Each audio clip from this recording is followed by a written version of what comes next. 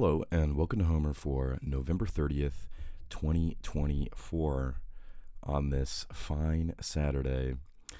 In takeloi goseyen kaya mechana gagenonto, kai nukese kasten kata ilione utearnes, e meroroxu noesi pateran dronde theonte, bronte sas daragde non afecar ge takera non, Cade de prosti pondio medeos hece mazde, dene de flux orto te eucaio menoio, to dipo de sante catapte ten hypocestfi, nestor dece ron fugon he niasi goloenta, desit hogen tu moi diomedea prosebe, diomedea de prosepe, tu de agedau te phobon de het mon nukos hippos, eo gignoskes hotoiectios capital ke, nun men gar tu toi cronides deus curos opasde, semen on husteron aute kai he min aiketelesti, aiketelesi, dose a nerdeken uti dios non rusaito, de malifti mosse polufertoros ferterosesti. All right, sorry, some tough stuff in there.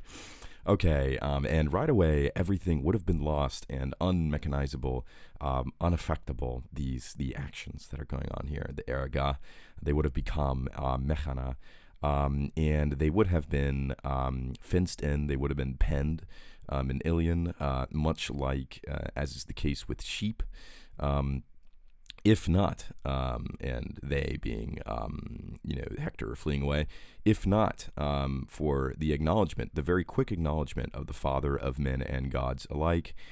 He struck down, he sent down, striking at that very moment, Dada, a fearful, shining thunderbolt, and this went downwards to the horses, in front of the horses of Diomedes. It hit the ground, heke kamazde, it went down and hit the ground, and it incited a very, very fearful light, and it burned. It made a burning sensation, much like that of sulfur. Brimstone is, I think, the common translation here. Let me give you guys the English. Sorry, maybe it's visible, maybe it's not. Anyway, if you'd like to follow along with that. Anyway, and the two horses of Nestor, they freaked out, they backed up, and they were fearing, and they were backing up under the car. Basically, they went backwards. And the reins that Nestor was striking with, they fled out of his hands. He dropped the reins, and being fearful and and this being in his spirit, Nestor addressed Diomedes as such. O son of Tydeus, don't you see, the fear, the fear now leads at this moment to make your horses, it holds your horses, singly. It's a very strong fear. It's kind of a confusing line. Do you not do you not recognize how the strength does not follow us from Zeus, or strength does not follow you in particular from Zeus? Right now, rather, man, God, it is actually with this man, probably gesturing at Hector.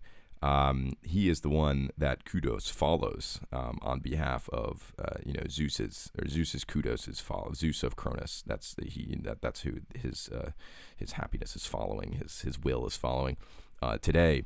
Tomorrow, on the other hand, it could be us.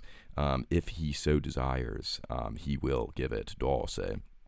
A man can T cannot always, as a general rule. This is a nice flourish of four particular words. The mind noon of Zeus cannot pull it any way that he would like. Eru saito. Ude mala iftimos. So even if said man is very, very strong and brave, even if he is that, since Zeus is pollu per teros, he is much, much stronger.